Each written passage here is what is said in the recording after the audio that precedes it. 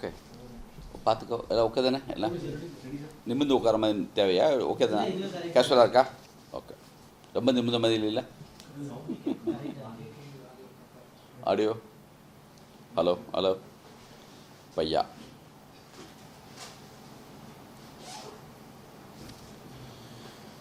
கொஸ்டினாக கேட்பீங்களா? அப்படி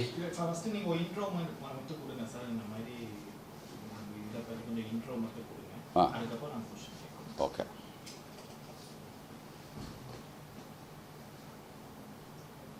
ரெடி? ரெடியா? வணக்கம். போன 27ஆம் தேதி வேர்ல்டு தியேட்டர்ஸ் டேன்னு சொல்லி மூவி பப் அவங்க நம்ம ஜனங்கக்கிட்ட எந்த படத்தை ரீரிலீஸ் பண்ணலான்னு அதுக்கு முன்னாடி ஒரு சின்ன ஓட்டிங் பண்ணியிருக்காங்க. அதில் எல்லாருமே பையாவை செலக்ட் பண்ணி அன்றைக்கி இந்த ஸ்க்ரீனிங் ஆச்சு. ஒரு முக்கியமாக 4 சிட்டியில் மட்டும்.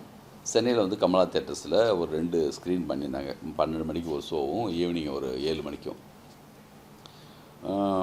நான் தேட்டருக்கு படம் பார்க்க போயிருந்தேன். இந்த படத்தை பல முறை இப்போ டிவியில் பார்த்துட்டோம். அதுக்கப்புறமும் ஜனங்களோட மறுபடியும் பார்க்கும்போது உண்மையிலேயே நான் ரொம்ப அது அவங்களுடைய அந்த ஒவ்வொரு சீனுக்கும் ஒவ்வொரு டைலாக்குக்கும் பக்கத்தில் ஒருத்தவங்க உட்காந்துட்டு ஒவ்வொரு டைலாக் வர்றதுக்கு முன்னாடியே சொல்லிட்டே இருந்தாங்க. எனக்கு ஆச்சரியமாக இருந்துச்சு. நீ எத்தனை வாட்டி படம் பார்த்துன்னு கேட்டேன். நான் 60 வாட்டி படம் பார்த்துன்னு சொன்னாங்க.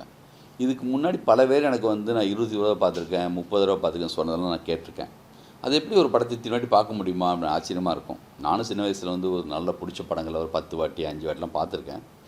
ஆனால் பையாவை மட்டும் பர்டிகுலராக நான் நிறைய வாட்டி பார்த்தேன்னு ரொம்ப பேர் சொல்லுவாங்க. உண்மையிலேயே நாங்களும் இது ரீரிலீஸ் பண்ணணும்னு சொல்லி திருப்பதி பஸ்ஸில் ரொம்ப நாள் நினச்சிட்டே இருந்தோம். அது கரெக்டாக எனக்கு இந்த தேட்டரில் போய் பார்க்கும்போது எனக்கு இன்னும் கொஞ்சம் கூட கூடுதலாக ஒரு பெரிய நம்பிக்கை, ஒரு ஜனங்களுக்கு இதை திருப்பி கொண்டு போகணுங்கிற ஒரு ஆர்வம் எல்லாமே ஏற்பட்டுச்சு. இந்த படத்தை அன்றைக்கி தேட்டரில் பார்க்கும்போது எனக்கு பெரிய ஒரு அனுபவம். அது இல்லாமல் வெற்றி தோல்வி இது ஜெயிக்குமா தோக்குமாங்கிற பயம்லாம் இல்லாமல் தேட்டருக்கு போய் படத்தை பார்க்க போகிறோம்ல நம்ம படத்தை, அது எனக்கு புது எக்ஸ்பீரியன்ஸு.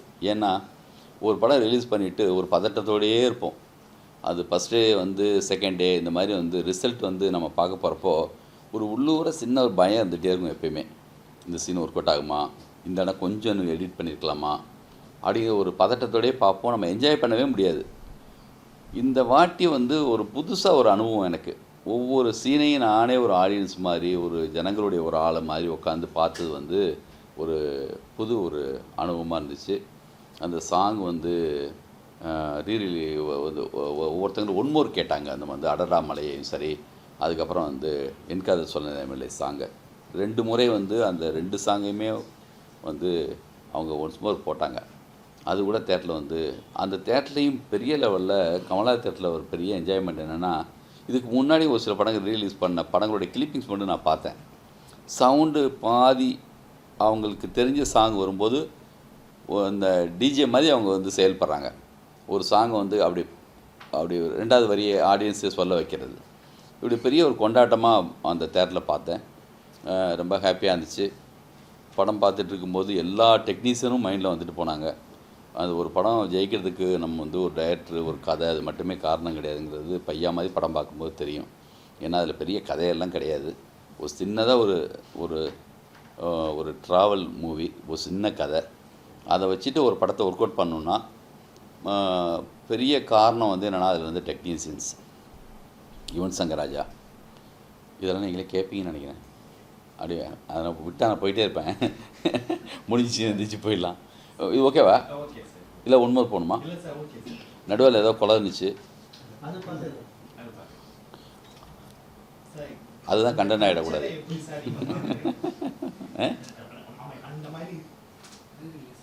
நீங்கள் தான் கேட்க போகிறீங்க. தொடர்ந்து கொஸ்டின்ஸ் நீங்கள் தான் கேட்க. உங்களை பார்த்தா பேசணுமா? அதனால் நீங்கள் யாரோ அப்படி முன்னாடி வந்துட்டா நல்லதில்ல. நான் திரும்பும் அப்பப்போ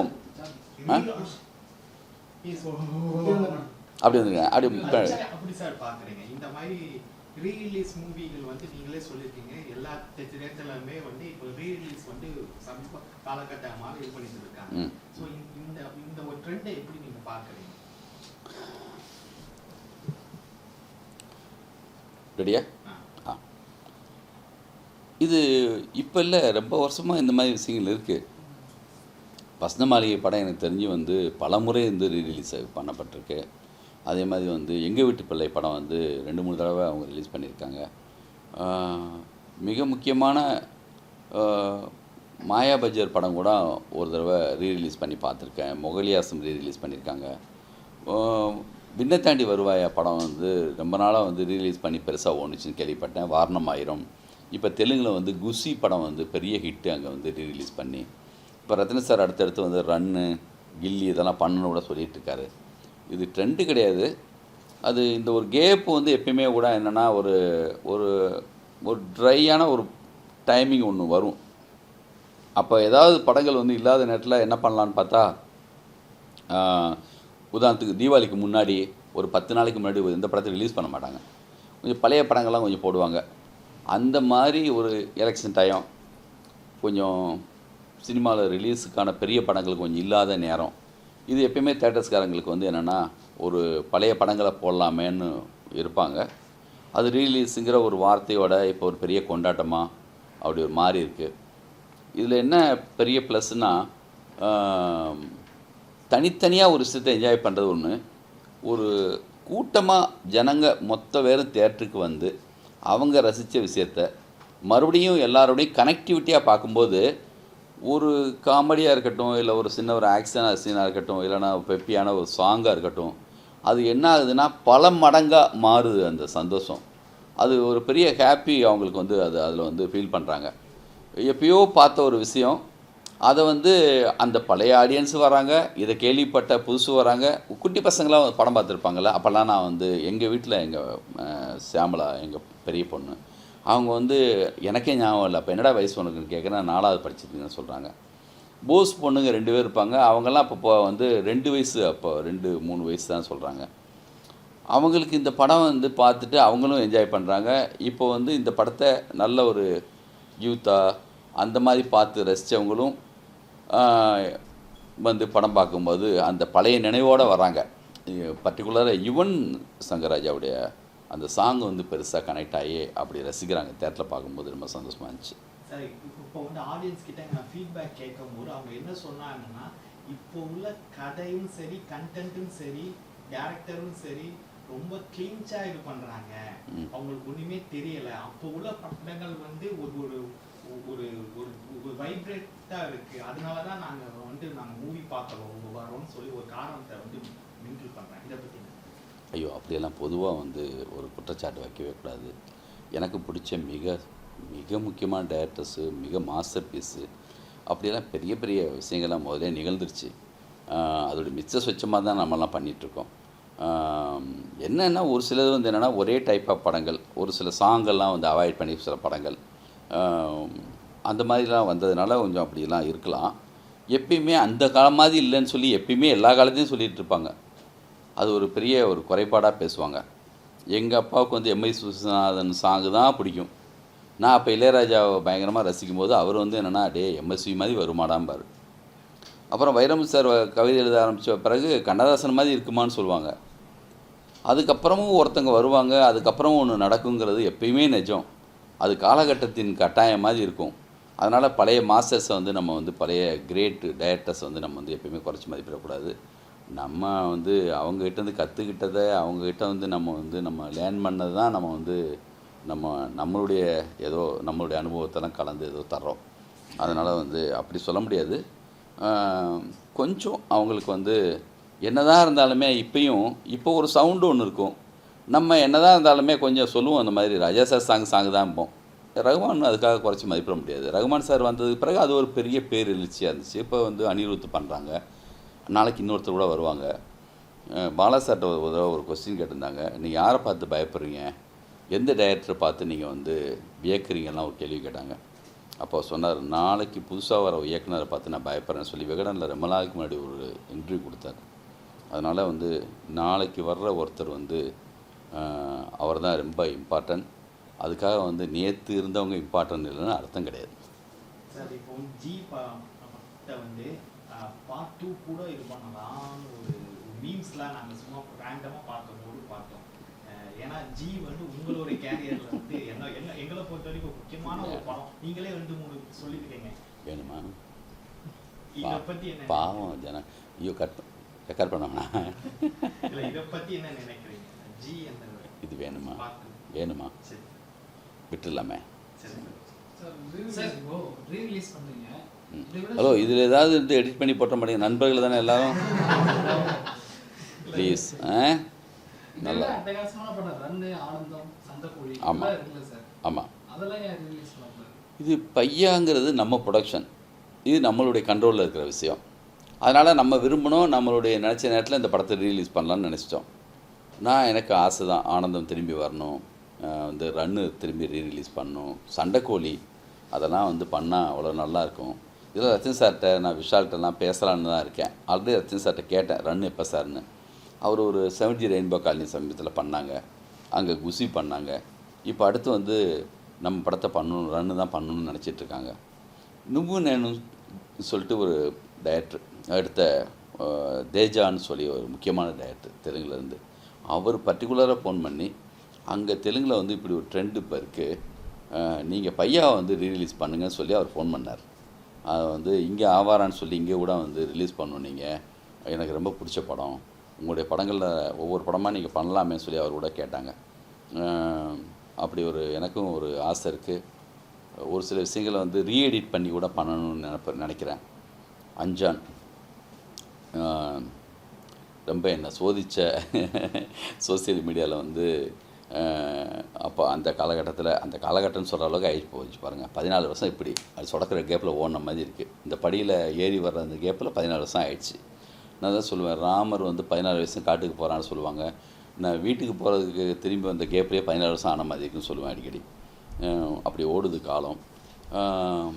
எப்பயுமே ஒரு நல்ல படத்துக்கும் ஒரு சுமாரான படத்துக்கும் ஒரு சூப்பர் டூப்பர் ஹிட் படத்துக்கும் ஓடாத ஒரு படத்துக்கு உள்ள வித்தியாசம் என்னென்னா, கதை எல்லாத்தையும் மீறி இன்னும் கொஞ்சம் வேலை பார்த்துருந்தா. இப்போ நான் சொல்லுவேன், டப்பிங் தேட்டரில் ஏவிஎம் டப்பிங் தேட்டரில் இருக்கும்போது, இந்த டப்பிங் தேட்டரில் இருந்துட்டு ஏவிஎம் அந்த ஏசி தேட்டர் அப்போது ஏவிஎம் தேட்டர் இருந்தப்போ நான் சொல்கிற உதாரணம் இதுதான். இந்த தேட்டர்லேருந்து அந்த தேட்டரு போகிற அந்த கேப்பில் தான் நம்மளுடைய வேலையே இருக்குது. ஓரளவு அந்த ஒர்க்கை நம்ம வந்து சரி பண்ணி அனுப்பிட்டோம்னா நம்ம ஒரு சக்ஸஸை பார்க்கலாம். இன்னும் கொஞ்சம் மெனக்கட்டிருந்தா, இன்னும் கொஞ்சம் நல்லா எடிட் பண்ணியிருந்தா, இன்னும் கொஞ்சம் கதை பேசியிருந்தா அப்படின்னு இன்னும் இருக்குல்ல, அது கொஞ்சம் கூடுதல் ஒரு உழைப்பை போட்டிருந்தா, கண்டிப்பாக இன்னும் கொஞ்சம் டைம் கிடச்சிருந்தா, அந்த நெருக்கடி, ரிலீஸ் தேதி இதெல்லாம் ஃபிக்ஸ் பண்ணி ஒன்று பண்ணும்போது நடக்கிற ஒரு சில தவறுகள். அப்படி என்னுடைய படங்களில் நான் வந்து அஞ்சானை வந்து நான் ரீரிலீஸ் பண்ணணும், அதை எடிட் பண்ணி பண்ணணும்னு ஒரு ஆசை இருக்குது. ஏன்னா நான் யாரை டார்கெட் பண்ணி அப்போ அந்த படத்தை வந்து நினச்சனோ, இப்போயும் வந்து நேற்று ஒரு முக்கியமான ஒரு பையன் பிரசாத்தில் வந்து படிச்சுட்ருக்காங்க, விஷுவல் கம்யூனிகேஷன். அந்த தம்பி சொன்னாங்க, நான் வந்து 16 தடவை வந்து நான் அஞ்சான் பார்த்தேன் சார் அப்படின்ட்டு. அந்த மாதிரி குட்டி பசங்க நிறையவே சொல்லி நான் கேட்டிருக்கேன். இது வெறுமனே சும்மா வார்த்தைக்காக சொல்லலை, நிஜமாக சொல்கிறேன். ஏன்னா நான் இப்போ கதை பேசும்போது சொல்லுவேன், நான் ஊர்லேருந்து படம் பார்த்தேன்ல ஒரு ரஜினி சார் படத்தை, ஒரு அந்த மாதிரியான டைப் ஆஃப் படங்களை நான் பார்க்கும்போது, தேட்டர் முள்ள உள்ள சில படங்கள்லாம் பார்க்கும்போது, அப்போ பெரிய அறிவோடையோ பெரிய கணக்கோடையெல்லாம் பார்க்க மாட்டோம். சின்ன ஒரு என்ஜாய்மெண்ட்டோட ஈஸியாக எளிமையாக பார்ப்போம். அந்த மூடில் தான் அந்த படம் இருக்கணும்னு நினச்சி தான் அந்த படம் நான் பண்ணேன். அதில் நான் சக்ஸஸ் ஆகிருக்கேன்னு நான் வந்து சந்தோஷப்படுறேன். ஏன்னா பசங்க சொல்கிறாங்க, சார் அந்த ஸ்டிக் இந்த வெளியில் வரும்போது நான் பயங்கரமாக என்ஜாய் பண்ணுவேன் சார், எனக்கு அந்த படம் அப்படி பிடிக்கும் சார் அப்படின்னு. அந்த குரல் எனக்கு நிறைய இடத்துல கேட்டிருக்கு. நான் வந்து என்னென்னா, இப்போ அதில் ஒரு சில தவறுகள் இருக்குது, தவறுகளே இல்லைன்னு சொல்ல. அப்போ எனக்கு எடிட் பண்ணுறதுக்கு நேரம் இல்லாமல் டேட் ஃபிக்ஸ் பண்ணனால உடனே நம்ம ரிலீஸ் பண்ணிட்டோம். கொஞ்சம் அதை ரீஎடிட் பண்ணி பண்ணலாமேன்னு ஒரு ஐடியா இருக்குது. கண்டிப்பாக நான் வந்து அந்த படத்தை பண்ணணும்னு விரும்புகிறேன். பார்ப்போம். சார் அந்த காலகட்டத்தில் வந்து பெரிய ஹீரோக்கள் வச்சு படம் பண்ணாலும் அந்த கண்டென்ட் இருக்கும், ஃபேமிலி ஓரியன்டாக ஃபேமிலியாக அந்த படம் பார்க்குற மாதிரி இருக்கும். ஆனால் இந்த காலத்தில் வந்து ஃபுல் அண்ட் ஃபுல்லு ஆடியன்ஸ் ரசிகர் மட்டுமே நாம் பண்ணி ஹீரோக்கள் பண்ணுறாங்களா, அதனால் அந்த கண்டென்ட் மிஸ் ஆகுதா, ஃபேமிலி ஆடியன்ஸ் வரமாட்டாங்களா? ஐயோ, அந்த காலம் இந்த காலம் பேசலாம். நான் என்னங்க பயமாக இருக்குது. இங்கே உட்காந்துருக்கிறது எஸ்பி முத்துராமன் ரேஞ்சுக்காக. கட்டி பறந்து கொடுத்த டைரக்டர் நீங்க, இப்போ ஏன் அவ்வளோ கேப் உங்களுக்கு திருப்பி கம்பேர்? பயம்தான். பயமா இல்லை சார், யாரும் உங்ககிட்ட கதை கேட்க வர்றது இல்லையா? இல்லை அப்படி இல்லைங்க, முடிவு நம்ம புரடி பிடிச்சி தள்ளுற மாதிரியான கதை கிடைக்காம இருக்கலாம். இல்லை வந்து சரியாக ஒரு 100% நான் இன்னும் கொஞ்சம் கூட நான் சரியாக செய்யணுமேங்கிற ஒரு அந்த ஒரு ஜாக்கிரதையாக இருக்கலாம். முதல்ல பண்ணும்போது எந்த பயமும் இல்லை, நம்ம மேலே எந்த கணக்கும் இல்லை. ஊர்லேருந்து வந்த புதுசில் சினிமாவை பற்றி பேசி நம்ம பண்ணுறதாண்டா சினிமான்னு ஒரு தைரியம், ஒரு நம்பிக்கை, அப்படி ஒரு ஃபுல் துடிப்போடு பண்ணும்போது இருக்கிற ஒரு படம், ஒரு ரசிகனா. அதுக்கப்புறம் நம்மளுக்கு ஒரு சில ஃபெயிலியர்ஸ் வரும்போது ஒரு பயம் வருது. காலகட்டம் எல்லாமே நம்மளை வந்து என்னென்னா, ஒரு சில புறக்காரணங்கள் எல்லாமே கூட நம்மளை வந்து வேலை பார்க்க விடாமல் பயமுறுத்துது. நம்மளுடைய படம் தான் நம்மளுக்கு தடையாக இருக்குது. ஒரு ரன்னு மாதிரி, ஒரு சண்டைக்கோழி மாதிரி, ஒரு பையா மாதிரி படம் கொடுத்தது பிறகு நம்ம பண்ணுற கதையில் அந்த ஸ்டைலாக நான் என்கிட்ட வெளியிலேருந்து ஒரு படம் மாதிரி என்ன எதிர்பார்க்கல. டைட்டானிக் மாதிரி நான் எடுக்கலன்னு கேட்குறான். உங்கள் சண்டைக்கோழி மாதிரி இல்லையே, உங்கள் ரன்னு மாதிரி இல்லையே, உங்கள் ஆனந்தம் மாதிரி இல்லையான்னு தான் சொல்லுவாங்க. அது நம்ம தான் நம்மளுக்கு பிரச்சனை. அது வாழ்க்கைங்கிற ஒரு சின்ன ஷார்ட் பீரியடில் நம்ம ஒன்று ஏதோ சம்திங் சின்னதாக ஒன்று ஒரு அனுபவம் இருந்திருக்கும், ஒரு துடிப்பு இருந்திருக்கும், அதிலேருந்து ஒன்று பண்ணியிருப்போம். இப்போ இந்த கேப்புங்கிறது உங்களுக்கு தான் கேப்பு, எனக்கு இது வந்து ஒரு லேர்னிங் பீரியடு. நான் படங்கள் பார்த்துட்ருக்கேன், அப்படி என்ன கேப்பாகவே நினைக்கல. நான் இப்போ தான் போய் வாரியர் பண்ணி 2 வருஷம் ஆச்சு. முதல்ல ஒரு வருஷத்துக்கு ஒரு தடவை படம் பண்ணுவோம், இல்லை ஒரே வருஷத்தில் 2 படம் கூட வந்த காலகட்டம் இருக்கலாம். இப்போது கொஞ்சம் கூடுதலாக கொஞ்சம் அக்கறையோட, இல்லை இன்னும் கொஞ்சம் கூட சரியாக பண்ணணுமேங்கிற ஒரு பயத்தோட அதானே வழியே, மற்றபடி வேறு எதுவும் இல்லை. நம்மளை கேட்கலன்னு சொல்லியோ, நம்மளை தேடி வரலன்னு சொல்லியோ, என்றைக்கும் யாரையும் நினைவு வச்சுட்டு யார் பாராட்டு விழாவோ இவர் எப்படா வருவார்னோ யாரும் வெயிட் பண்ண மாட்டாங்க. பாருங்கள், மிக முக்கியமான டைரக்டர்ஸ் ரொம்ப வருஷமாக இல்லாதவங்க புதுசாக ஒரு படம் எடுத்தாங்கன்னா அவங்க அந்த லேர்னிங் ப்ராசஸ் இருந்தாங்கிறது அந்த படத்தில் தெரியும். சுதா கொங்கரான்னு ஒரு பொண்ணு ஃபஸ்ட்டு எடுத்த படம் என்ன, அதுக்கப்புறம் நீங்கள் தேடி போய் வீட்டில் பேட்டி எடுத்தீங்களா? யாராவது அவங்க எங்கே இருக்காங்க இண்டஸ்ட்ரி மொத்தம் தெரிஞ்சிச்சா? அவங்களா ஒரு கதை பண்ணி அதுலேருந்து மீண்டு அடுத்து படம் எடுக்க வராங்க. மாநாடு எடுக்க முன்னாடி வெங்கட் பிரபு என்ன பண்ணார் யாராவது கேட்டாங்களா?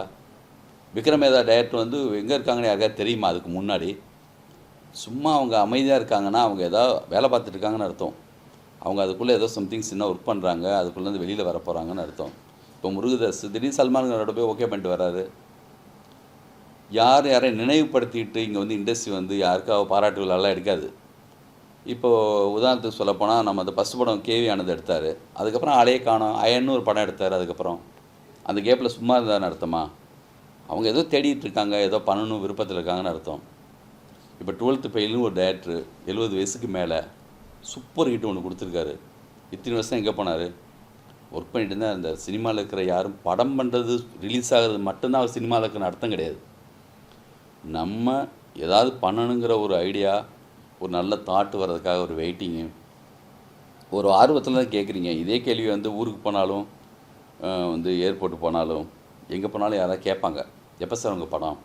அதை நான் குறை சொல்ல, அது அவங்களுடைய நம்ம முன்னாடி கொடுத்த ஒரு படத்துக்காக கேட்குறாங்க. நான் சென்னைக்கு 92 வந்தேன், 2000 தான் படம் பண்ணேன். இந்த கேப்பில் நிறைய ஒரு சேகாரம் இருந்துச்சு, ஒரு அதுக்காக ஒரு பிராயச்சித்தத்தோடு இருந்து நம்ம ஒரு படம் பண்ணோம். அதுக்கப்புறம் கண்டினியூவாக அந்த ஸ்பிரிட்டோட ஃபுல்லாக வந்துகிட்டே இருந்தோம். நடுவில் சின்ன சின்ன ஒரு சில படங்கள் ஓடாமல் போனது, கம்பெனியில் நடந்த ஒரு சில விஷயங்கள் கூட இருக்கலாம். நம்ம அதுக்காக சினிமா விட்டு போயிட்டோம், சினிமாவில் நம்மளை யாரும் கேட்கலன்னு அர்த்தம் கிடையாது. இன்றைக்கும் ரெஜிஸ்டருக்கு ஃபோன் பண்ணால் கதை சொல்கிறதுக்கு வாங்கன்னு சொன்னால் கூப்பிடுவாங்க. எந்த ஹீரோஸ் நம்மளோட படம் பண்ணுறதுக்கு விருப்பமாக இல்லை, நம்ம விரும்பணும் முதல்ல. அதுக்கான கதை நம்மகிட்ட இருக்கணும். அது இல்லாமல் யார் கதை போய் தட்டுறதோ எங்கே போய் நிற்கிறதோ எனக்கே விருப்பமே இருக்காது.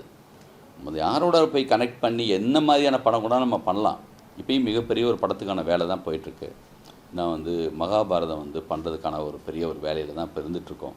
அதில் அபிமன்யுவும் அர்ஜுனனும் பெரிய பார்ட்டாக வச்சுட்டு இந்தியிலேருந்து பெரிய ப்ரொடியூசர்ஸு, மாபெரும் பட்ஜெட்டு, அதுக்கான ஒர்க்கில் இருக்கோம். அந்த ஒர்க்கும் பேசிக்கான ஒர்க்குக்கே ஒரு பெரிய ஒரு வேலை எடுக்கும். ஏன்னா மிகப்பெரிய ஒரு படம், அதுக்கான ஒர்க் இருக்கும். அந்த படம் தான் அடுத்த படமானால் 100% அது ஆர்டிஸ்டாக செட் ஆகி அதுக்கப்புறம் தான் அந்த படத்தை நாங்கள் அனௌன்ஸ் பண்ண முடியும், எடுக்க முடியும். இடையில கூட இன்னொரு படம் கூட நம்ம எடுக்கலாம். நான் என்ன செய்ய போகிறேங்கிறத முழுமையாக இப்போ சொல்கிறதுக்கான நேரம் இது இல்லை. இது பையா அந்த படத்துக்கான ஒரு நேரம். நீங்கள் ஒரு கேள்வி கேட்டீங்க, அதை தூண்டுதலில் நான் இவ்வளோ பேசித்தேன், அவ்வளோதான். சொல்லுங்கள், ஏறுங்க, நிறைய தூண்டி விட்டுறாதீங்க, நான் பேசிடுவேங்க. என் வாய் சும்மா இருக்காது ஏற்கனவே. ஒரு படம் ஜெயிச்சா 100 கோடி 200 கோடின்னு 3 நாளே வால்போஸ்ட் சொல்லிச்சு ஒட்டுறாங்க, சக்ஸஸ் மீட் வைக்கிறாங்க. நீங்க இவ்வளவு மூவி நீங்க வந்து பண்ணிருக்கீங்க. அப்போ உள்ள காலகட்டங்கள ஜெயிச்சா ஓகே அடுத்த படத்துக்கு போயிடுறாங்க. ஆனா இப்போ உள்ள டைரக்டர்ஸ் வந்து ஜெயிச்ச அடுத்த நிமிஷமே வந்து என்னுடைய சம்பளம் வந்து 80 கோடி 100 கோடி 150 கோடி தான் வருது. அப்பேற்பட்ட ஒரு டேப் ப்ராசஸ்ல வந்து செயல்படுறாங்க. உங்களுடைய பார்வையில இது எப்படி நீங்க பாக்குறீங்க? பையன் ரீரிலீஸ் தானுங்க. இந்த கொஸ்டின்ல எதுக்கு பம்பல மாட்டி வரீங்க? வேணாம் இதெல்லாம் எடுத்து முதலே வர்றாங்கன்னு எடுத்து வச்சுக்கோங்க.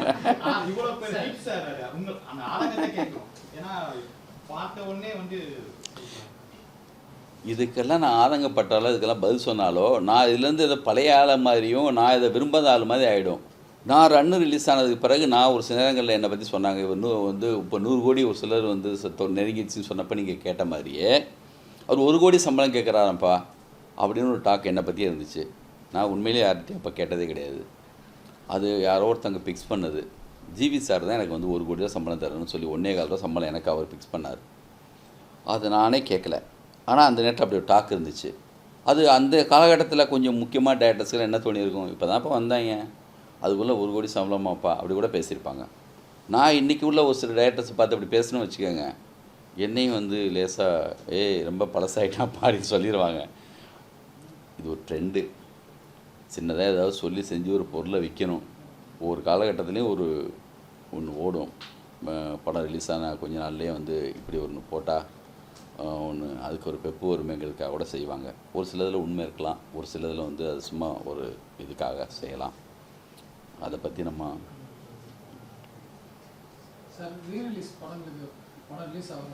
நல்ல கொஸ்டின் வாங்க. அந்த டைம்ல வந்து சில புது படங்கள்லாம் நல்ல கண்டென்ட் உள்ள படங்கள்லாம் வருது.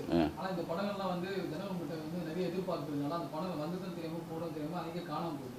ஸோ வெள்ளிக்கிழமை முதல் காட்சியை வந்து ரீரிலீஸ் பண்ண மாட்டாங்க. அந்த படங்களுக்கு கொஞ்சம் பிரச்சனை ஆகுது. புது படங்கள்லாம் ஆடியன்ஸ் எத்தனை விதமான கொஸ்டின் இருக்கு உலகத்துல. Okay good. அப்படி சொல்கிறீங்களா? என்ன பண்ணலாம் அதுக்கு சொல்லுங்கள். சரி, அந்த காலகட்டத்தில் வந்து வேறு சிறந்த அழகி ரேஞ்சுக்கான அந்த படம் எதாவது சொல்லுங்கள் போடாமல் போயிடுச்சுன்னு. அந்த படங்கள் ஓகே சரி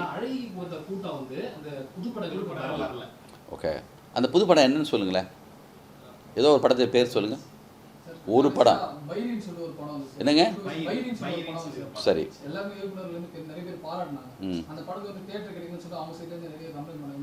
அலைக்கு எத்தனை தேட்டர் போட்டாங்க? அப்போவே அலைக்கு தங்கரப்பச்சான் புலம்புனாரு, அலைக்கு தேட்டர் கிடைக்கலன்னு. இல்லைங்க, அலைக்கு தேட்டர் கிடைக்கலன்னு அப்போவே தங்கரப்பச்சான் புலம்பியிருக்காரு. என் படத்துக்கு கொண்டு தேட்டர் கிடைக்க மாட்டேங்குது, பெரிய படம் ரிலீஸ் ஆகுதுன்னு. இப்போது அலைக்கு அவ்வளோ பெரிய ஹிட் ஆனதுக்கு பிறகு இன்றைக்கி ரீரிலீஸ் பண்ணும்போது இன்னொரு படம் தேட்டர் கிடைக்கலன்னு கேட்குற அளவில் இப்போது சொல்கிறீங்க. ரீரிலீஸ் பண்ணி நல்லா போட்டோம் அந்த படம்.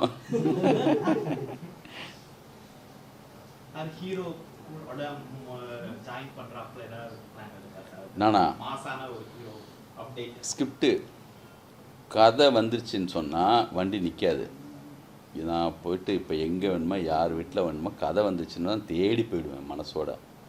எல்லா ஹீரோவும் நம்ம நண்பர்கள் தான், நம்ம வந்து படம் பண்ண சொல்லி விரும்புகிறவங்க தான். கதை நான் வந்து கம்பெனியில் படம் பண்ணுறேன். திருப்பதி பஸ்ஸில் எப்போயோ படம் பண்ணும்போது நிறைய படங்கள் கதை கேட்போம். சரியான கதை கேட்கும்போது அது யாராக இருந்தாலுமே படம் பண்ணுறதுக்கு நம்ம ரெடி ஆகிடுவோம் இல்லையா? நல்ல படம் பார்த்தோன்னா அந்த படத்தை ரிலீஸ் பண்ணணும் நம்மளுக்கு தோணிடும். ஒரு நம்மளுக்கே தெரியுது இல்லையா சரியான விஷயம் என்னங்கிறது, ஓரளவு நம்மளுக்கும் தெரியுது. அந்த சரியான ஒரு விஷயம் வராமல் நானும் போயிட்டு யார்கிட்டையும் போயிட்டு நான் வந்து இந்த போய் பேச மாட்டேன். எனக்கு நான் ஃபஸ்ட்டு வந்து ஓகே பண்ணணும். நானும் ஒரு ஹீரோ மாதிரி தள்ளி நின்று நீ ஒத்துக்குவே அந்த மாதிரி படம்னு சொன்னால் நான் கேள்வி 100 கேட்டு அதுக்கான வேலை தான் போயிட்டுருக்கேன். உக்ரைனில் குண்டு வெடித்த வரைக்கும் தெரியாதுல்ல.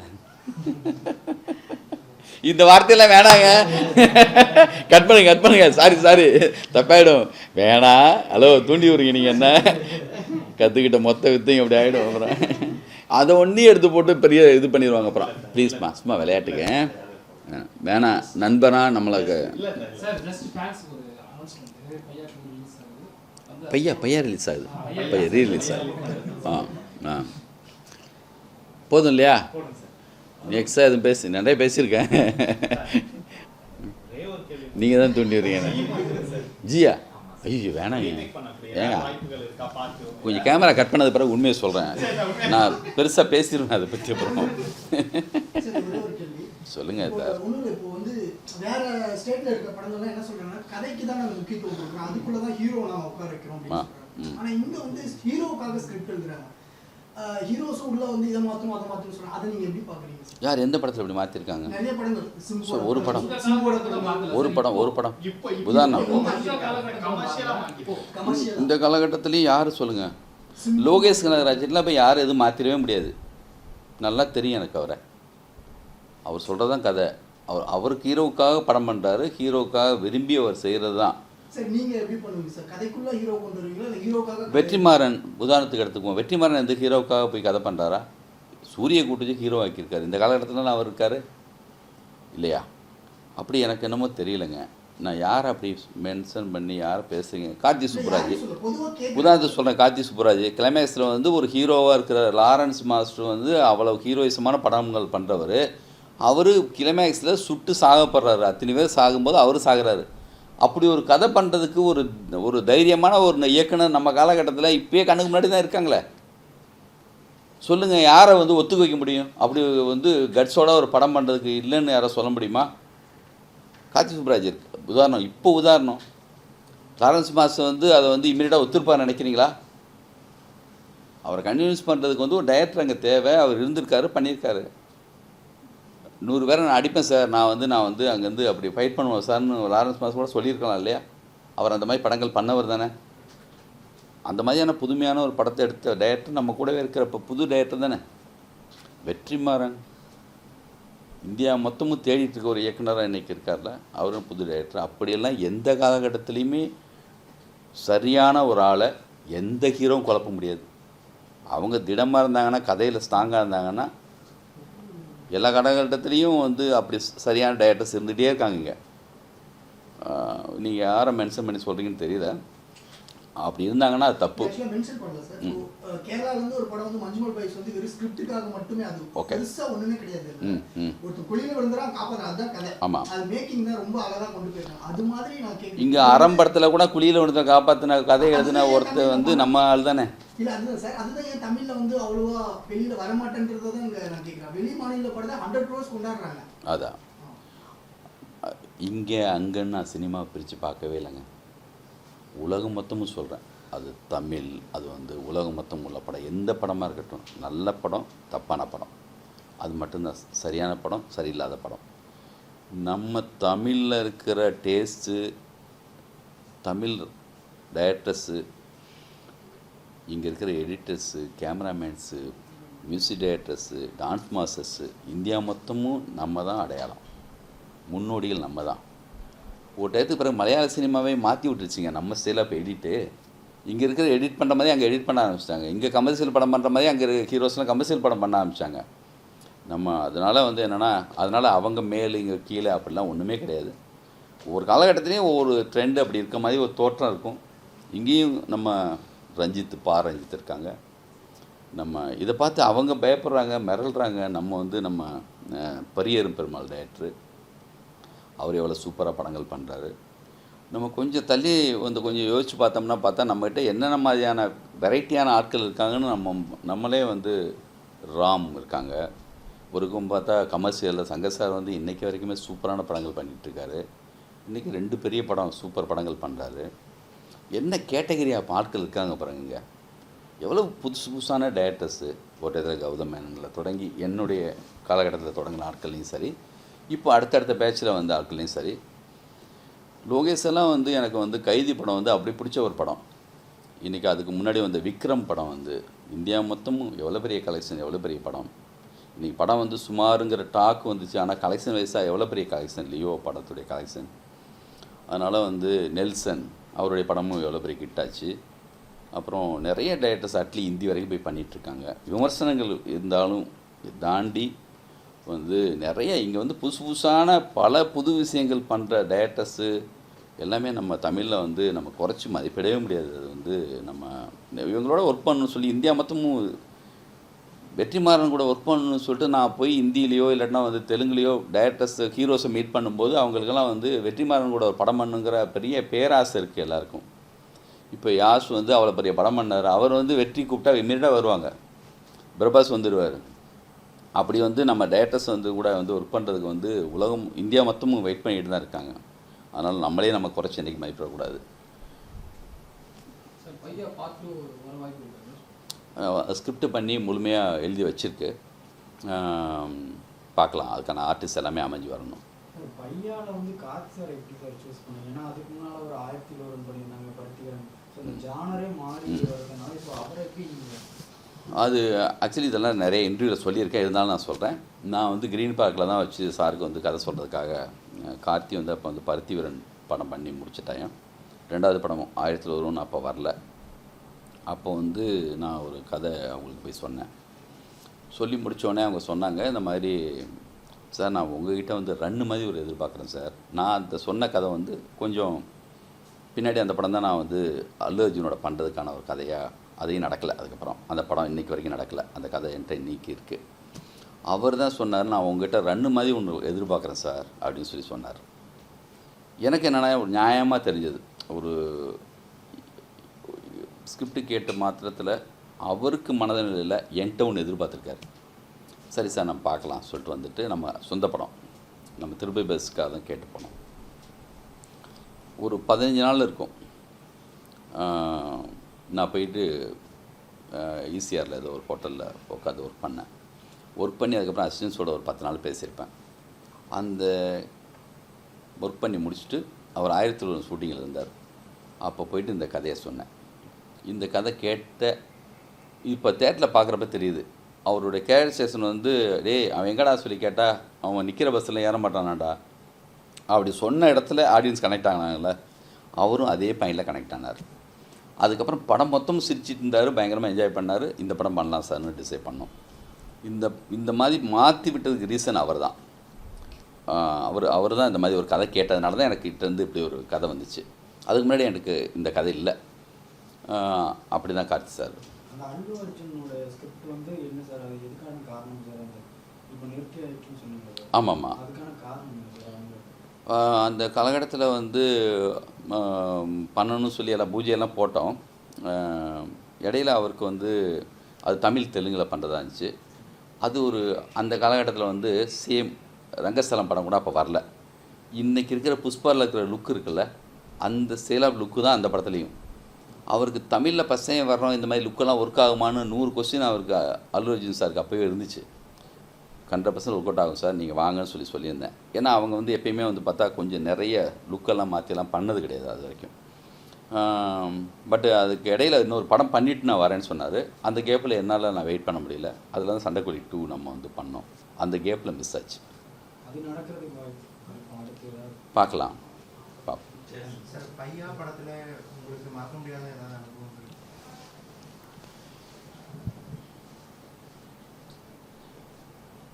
பையா படம் மட்டும் என்னென்னா, இது எத்தனை படம் எடுத்தாலும் பையாவில் வந்து அந்த லொக்கேஷன்ஸ் இருக்குல்ல, நீங்கள் படம் பார்த்தா தெரியும். ட்ராவல்னால் படம் பார்க்கும்போது சிம்பிளாக ஏதோ 2 பேர் காரு மாதிரி தெரியும். ஆனால் அந்த ரோட்டில் போகிற எல்லா வண்டிகளும் நம்ம கண்ட்ரோலில் இருக்கிற வண்டிகள் தான். ஒரு ஒன்மோர் போனால் மறுபடியும் திருப்பி எல்லாமே திரும்பி வரணும். ஒரு கண்டெய்னர், ஒரு லாரி, 8 காரு, ஒரு பைக்கு, என்ன ரோட்டில் போனாலுமே அது நம்ம கண்ட்ரோலில் இருந்த வண்டிகள், நம்ம விட்டது. அது திருப்பி ஒன்று போனால் எல்லாமே திரும்பி வரணும், மறுபடியும் போகணும். பார்த்தா சிம்பிள் மாதிரி தெரியுதில்ல, ஆனால் பார்த்தா அவ்வளோ வேலை இருக்குது அதுக்குள்ளே. லொக்கேஷன் வைஸாக என்னென்னா, நான் எந்த படத்துலையும் லொக்கேஷனுக்காக அவ்வளோ மெனக்கிட்டதே கிடையாது. ஏன்னா ட்ராவல் மூவிங்கிறதுனால நிறைய லொக்கேஷன், எத்தனை ஊர், ஹைதராபாத்தில் தொடங்கி பெங்களூரில் ஆரம்பித்து ஹைதராபாத் போயும், சத்தாரா, புனே, என்டி ஸ்டுடியோவில் கிளைமேக்ஸ் ஷூட் பண்ணோம். அதுக்கப்புறம் வந்து நிறைய லொக்கேஷன்ஸ், வாகமனில் அந்த அடடா மலை சாங்கு. இந்த படத்துக்காக நான் மெனக்கெட்ட மாதிரி லொக்கேஷன்ஸ் வந்து என்னென்னா ரோடு தான், ஆனால் பட் என்ன நிறைய லொக்கேஷன்ஸ் போயிட்டே இருக்கும். மறக்க முடியாத விஷயம்னா கிளைமேக்ஸை ரீஷூட் பண்ணுது. சொந்த படம், ஆனால் கிளைமேக்ஸில் ஒரே ஒரு கொஸ்டின் கேட்டாங்க. அது எங்களுக்கு பயமாக இருந்துச்சு. அப்போல்லாம் ஒரு டைமும் இருந்துச்சு, ரிலீஸ் தேதி போடல, எல்லாமே நம்ம கண்ட்ரோலில் இருந்துச்சு. அதனால் அவ்வளவு செலவு பண்ணி எடுத்த ஒரு கிளைமேக்ஸை அது நிதின் தேசாய் ஸ்டூடியோவில் ஷூட் பண்ணுது. அந்த மொத்த கிளைமேக்ஸை அப்படியே தூக்கி வச்சுட்டு திருப்பியும் போய் ராமோஜி ஃபிலிம் சிட்டியில் ஒரு கிளைமேக்ஸ் மறுபடியும் ஷூட் பண்ணி அந்த படத்தை வந்து கிளைமேக்ஸ் வந்து ரீஷூட் பண்ணோம். அதுக்கு ஒரு போஸ் மாதிரியான ஒரு தைரியமான ப்ரொடியூசரு நம்ம தம்பி, நம்ம சொன்னதெல்லாம் கேட்பாங்க, கொஞ்சம் அதட்டி கூட சொல்லலாம், கொஞ்சம் நல்லா வரும்டா, கொஞ்சம் வெயிட் பண்ணுன்னு சொல்லி அப்படி சொல்லி அவர் வெயிட் பண்ணி அப்படி வந்து திருப்பி எடுத்த ஒரு கிளைமேக்ஸ். அது வந்து அந்த பழைய கிளைமேக்ஸ். இதுக்கு பெரிய சேஞ்சஸ் கிடையாது, சும்மா மைல்டான ஒரு சின்ன ஒரு வித்தியாசம்தான். அந்த ஃபுட்டேஜ் இருந்தால் கூட எதுலையாவது தூக்கி உங்களுக்கு கொடுக்கணும்னு எனக்கு கூட ஆசை தான். அது ஏன்னா இன்றைக்கி எனக்கு அவ்வளோ இன்ட்ரெஸ்ட்டாக இருக்குது. நான் தேட சொல்கிறேன், முடிஞ்சால் அதை வந்து இந்த ரீரிலீஸ் பண்ண ஒரு 4வது நாள் 5வது நாளில் முடிஞ்ச அந்த கிளைமேக்ஸுடைய ஃபுட்டேஜ் கிடச்சதுன்னா அப்படியே அந்த கிளைமேக்ஸ் மறுபடியும் வந்து உங்களுக்கு தானே நான் தேட சொல்கிறேன். கண்டிப்பாக இந்த மாதிரி கிளைமேக்ஸா இந்த கிளைமேக்ஸு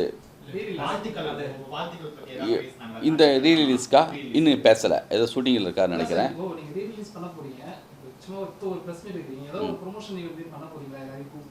அதான் இது.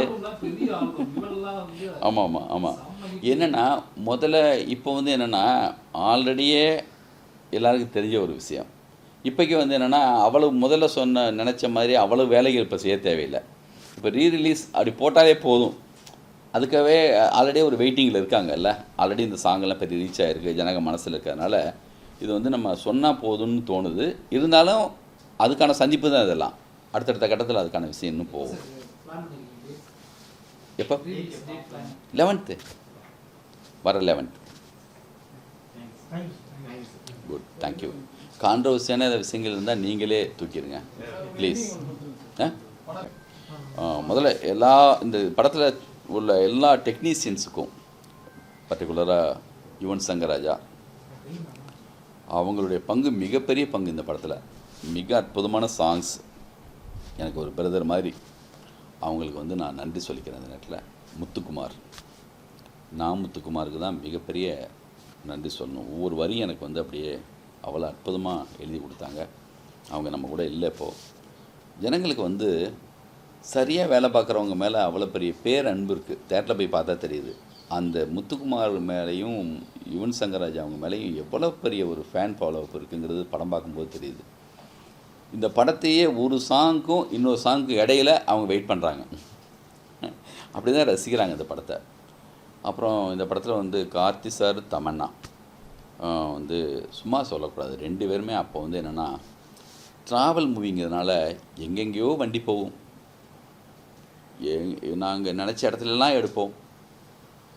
அவங்க 2 பேரையும் காரில் விட்டு நாங்கள் வாட்டி எங்கேயோ போயிட்டு ஏதோ வேலை பார்த்துட்டு இருப்போம். அதனால் வந்து என்னென்னா அதுக்கு ஒரு பெரிய பொறுமையும் ஒரு அந்த பேஷனும் இல்லாமல் அவங்களால வந்து இந்த படத்துக்குள்ளே வந்து நடிச்சிருக்க முடியாது. கார்த்தி சார்லாம் வந்து என்னென்னா அப்படி கார் ஓட்ட தெரிஞ்ச, ஒருவேளை அவருக்கு வந்து சரியாக வண்டி ஓட்ட தெரிலன்னு வச்சுக்கோங்க, நான் எவ்வளோ கஷ்டப்பட்டிருப்பேன். அவர் சூப்பராக வந்து அவ்வளோ அழகாக ஹேண்டில் பண்ணுவார். அப்புறம் நம்ம அந்த மாதிரி ஒரு படம், அவர் விரும்பின மாதிரியான ஒரு படம் வந்துருச்சு. ஒரு ஸ்டைலான ஒரு ஆளாக அவர் மாறி வந்ததில் பெரிய ஹாப்பியாக இருக்குது. இந்த படம் தமிழ் தெலுங்கில் பெரிய ஹிட்டு. அவருடைய லுக் வைஸாகவும் அவர் வந்து ரொம்ப ரொம்ப நல்லா இருப்பாங்க அந்த படத்தில்.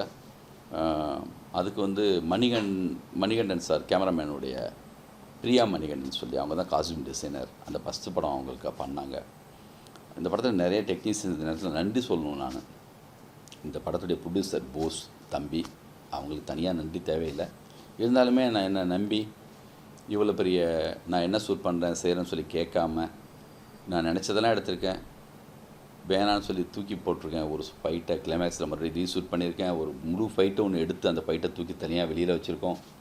அதனால் வந்து அவ்வளோ பெரிய சுதந்திரம் கொடுத்ததுனால அவருக்கும் நன்றி சொல்லணும். மதி கேமராமேன், என்னுடைய ஃப்ரெண்டு, என்னுடைய காலேஜ் மேட்டு. அந்த படம் தான் அவருக்கு ஃபஸ்ட் டைமாக இப்படி ஒரு பெரிய படம். அவர் வந்து பெருசாக இதுக்கப்புறம் வந்து தெலுங்கில் பெரிய லெவலில் அவர் வந்து இன்றைக்கும் மிக முக்கியமான வாண்டடான ஒரு கேமராமேனாக இருக்கார். அவருக்கும் என்னுடைய தேங்க்ஸ். இந்த படம் பார்க்கும்போது அவருடைய பேர் உழைப்பு தெரியுது. கண்ணன் மாஸ்டர் அவர் வந்து ஃபஸ்ட்டு பீட்டர் கைன் இருந்தாங்க.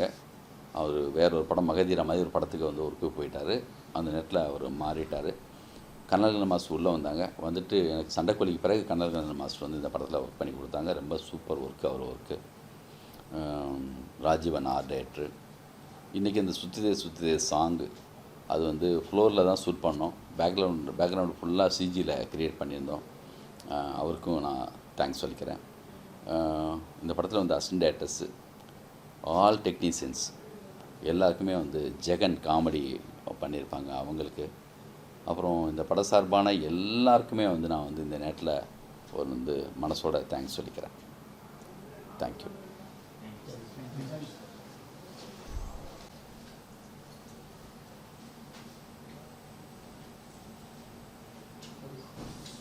ரெடி? ரீரிலீஸ் பண்ணக்கூடிய பையா. எப்பயுமே ஒரு படம் பார்க்க போகிறப்போ நம்ம ஃபஸ்ட்டு ரிலீஸுங்கிறப்போ ஒரு பெரிய டைரக்டருக்கு உள்ள பெரிய பிரச்சனைனா பெரிய டென்ஷனு. டைரக்டருக்கு மட்டும் இல்லை, அந்த மொத்த வந்து அதில் ஒர்க் பண்ண எல்லா டெக்னீஷியனுக்குமே ஒரு டென்ஷன் இருக்கும், இந்த படம் ஓடுமா ஓடாதான்னு. அந்த மனசோடு தான் போய் தேட்டருக்கு போய் ரிசல்ட்டு பார்க்க போவோம். திக்குன்னு இருக்கும். ஆனால் இப்போ ஒரு பெரிய சௌரியம் என்னென்னா, ரீரிலீஸில் வந்து நான் பார்த்ததில் ரொம்ப கூலாக ஆல்ரெடி ஹிட்டு படம், அந்த ஆடியன்ஸ் மனநிலைக்கு நம்மளும் போயிட்டு ஒரு படத்தை என்ஜாய் பண்ணுறது இருக்குல்ல, நல்லா இருக்குது.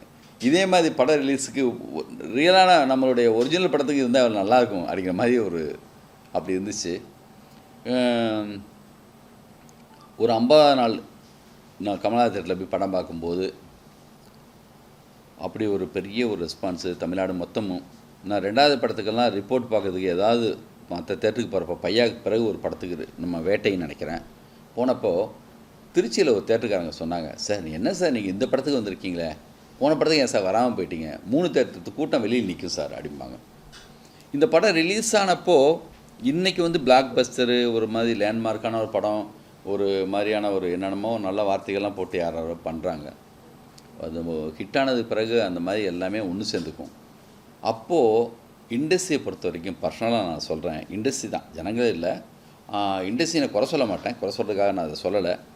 எப்பயுமே எந்த படத்துக்குமே வந்து ரிலீஸ் அன்னைக்கு ஒரு டிவைடான ஒரு கணக்கு எல்லாருக்குமே இருக்கும்.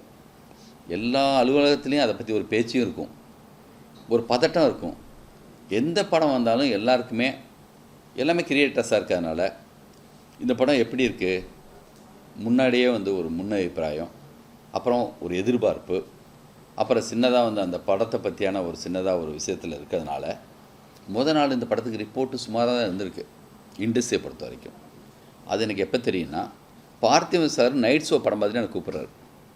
சார் என்ன சார் உங்கள் படத்தை பற்றி என்னமோ அப்படி இப்படி ஏதோ சொன்னாங்க, ஆனால் படம் சூப்பராக இருக்குது சார், நீ கவலைப்படாதீங்க சார், படம் பெரிய ஹிட் ஆகுன்னாரு. அப்படி இப்படி இருந்துச்சா, அது எனக்கே தெரியலையே அப்படிங்கிற மாதிரி இருந்துச்சு. இது மாதிரி எத்தனையோ படங்கள், எவ்வளோ பெரிய டைரக்டர்ஸ் படங்கள் இண்டஸ்ட்ரியில் டாக் சுமாராக இருக்கும். அப்புறம் ஜனங்க ஒத்துக்கிட்டது பிறகு இவங்களும் ஏண்டா ஓடுன்னு திருப்பி போய் பார்ப்பாங்க, அப்படி பெரிய ஹிட் ஆகும். அப்புறம் எல்லாமே ஒத்துப்பாங்க, ஒன்றாயிடும். இது நான் குறை சொல்கிறதுக்காக சொல்ல, எனக்கு அந்த அனுபவம் இந்த படத்தில் இருந்துச்சு. அதுக்கப்புறம் 2வது நாள் 3வது நாள் அதுக்கப்புறம் வந்து மண்டே பார்க்கலாம்பாங்கள்ல, அந்த மாதிரி சவால்கள்லாம் இருக்கும். அதை தாண்டி எல்லாருடைய பேச்சு விஷயங்கள் எல்லாத்தையும் தாண்டி மிகப்பெரிய வெற்றி அடைஞ்சது திருப்பதி பிரதர்ஸுக்கு. அந்த நேரத்தில் அந்த கண்டினியூ நாங்கள் படங்கள் பண்ணுறதுக்கான பெரிய நம்பிக்கையை ஏற்படுத்தின முதல் படம் பையான்னு சொல்லலாம். தமிழில் மட்டும் இல்லை, தெலுங்குலேயும் ஆவாரங்கிற பேரில், பெங்களூரில், கேரளாவில் அப்படி பெரிய வெற்றி அடைஞ்சது. அப்புறம் ஒரு படத்துடைய வெற்றிக்கு முழுமையாக வந்து அப்படி அடைஞ்சிருச்சு அப்படின்னு காலரை தூக்கிட்டு பெருமைப்படுறதுக்கெலாம் ஒன்றுமே இல்லை. கனெக்ட் ஆகிடுச்சு, அதெல்லாம் அமைஞ்சு வந்துச்சு, எல்லாருடைய வேலையும் சரியாக இருந்துச்சுன்னு அர்த்தம். ஒன்லி நம்ம டைரக்டர் கதை எழுதிட்டோம், அதில் வந்து ஏதோ பண்ணிட்டோங்கிற பெருமையெல்லாம் ஒன்றுமே கிடையாது. நம்ம தான் எல்லா படத்துக்கும் வேலை பார்க்குறோம். ஒரு சில படத்தில் அந்த மேஜிக் வந்து அவங்க நினச்ச மாதிரி வந்து கனெக்ட் ஆகிடுது. இன்றைக்கி படம் பார்க்க போனப்போ ரீரிலீஸ் பண்ணுறதுக்கு நாங்கள் 11ஆம் தேதி ரிலீஸ் பண்ண போகிறோம். இப்போது தேட்டர்ஸில் வந்து ஒரு வாரத்துக்கு முன்னாடி 27ஆம் தேதி மூவி பாப்பா அவங்க வந்து ஒரு ஆடியன்ஸ்லேருந்து எந்த படத்தை ரிலீஸ் பண்ணலான்னு அவங்க ஒரு இது போட்டி வச்சுருந்துருக்காங்க. அதில் ஜனங்க செலக்ட் பண்ண படம் தான் பையா. ஒரு 4 சிட்டிஸில் வந்து ரிலீஸ் ஆச்சு. நான் தேட்டரில் போய் படம் பார்க்குறேன், உண்மையிலேயே மிகப்பெரிய ரெஸ்பான்ஸ். சாங்கெல்லாம் வந்து அப்படி ஒரு மிகப்பெரிய ஒரு என்ஜாய்மெண்ட். வந்து ஒவ்வொரு சாங்க்கு இன்னொரு சாங்க்கு இடையில அவங்க வந்து வெயிட் பண்ணுறாங்க. ஒவ்வொரு சாங்கையுமே வந்து திருப்பி கேட்குறாங்க. பார்க்குறப்போ நான் எந்த இது இல்லாமல் ப்ளைனாக பார்த்தப்போ எனக்கே சந்தோஷமாக இருந்துச்சு. ஜனங்களோட உட்காந்து பார்க்கும்போது உண்மையிலேயே பயங்கர ஹாப்பி. வந்து இந்த படத்தில் ஒர்க் பண்ண எல்லா டெக்னீஷியன்ஸுக்கும், கார்த்தி சார்லேருந்து தமன்னா, யுவன் சங்கர் ராஜா, முத்துக்குமார், பிருந்தா சாரதி டைலாக் ரைட்டரு, கனல் கண்ணன் மாஸ்டர், ராஜீவன், எல்லாருக்குமே, இந்த படத்துடைய ப்ரொடியூசர் போஸ் சார், கேமராமேன் மதி, காஸ்டியூம் டிசைனர் பிரியா மணிகண்டன், எல்லாருக்குமே நான் இந்த நேரத்தில் நன்றி சொல்லிக்கிறேன். இப்படி ஒரு வெற்றியில் இந்த படத்தில் ஒர்க் பண்ண ஆல் அசிஸ்டன்ட்ஸ், இந்த மாதிரியான வெற்றியில் என் கூட வந்து நின்று எனக்காக ஒர்க் பண்ண எல்லாருக்கும் மனசோட நன்றி சொல்லிக்கிறேன். ஏன்னா தேட்டரில் தெரியுது அந்த ரிசல்ட்டு, ஒவ்வொருத்தங்களுடைய ஒர்க்கும் அதில் தெரியுது. இந்த மாதிரி நேரத்தில் தான் மறக்காமல் எல்லாருக்கும் சொல்லணும்னு தோணுது. பரபரப்பில் ஒரு சில நேரங்களில் வந்து நம்ம விட்டுருவோம். ரிலீஸு அப்போ கூட ஒரு சில மறந்துருப்பேன். இந்த ரீரிலீஸில் நான் மறக்காமல் எல்லாரையும் சொல்லணும்னு தோணுச்சு. இந்த படத்துடைய பிஆர்ஓ ஜான்சன் சார் அப்போ எங்களுக்காக எல்லா ஒர்க்கும் அப்படி பண்ணி கொடுத்தாங்க. இந்த படத்தை வந்து கலைஞர் டிவி தான் அப்போ வந்து எங்களோட கூட இருந்து பண்ணாங்க. தயாநிதி அழகிரி அவங்க வந்து கிளவு 9ல் தான் இந்த படத்தை அப்போ ரிலீஸ் பண்ணாங்க. அவங்க வந்து இந்த படத்தை அவ்வளோ பெருசாக ரீச் பண்ணதுக்கு அவங்க மிக முக்கியமான ஒரு காரணம். அவங்களுக்கு நான் பர்சனலாக நன்றி சொல்லிக்கிறேன். விவேக் ரத்னவேல் சார், தயாநிதி அழகிரி என்னுடைய பிரதர் மாதிரி அவங்களுக்கும் இந்த நேரத்தில் நான் வந்து நன்றி சொல்லிக்கிறேன். 11th தியேட்டரில் ரீரிலீஸ் ஆகுது.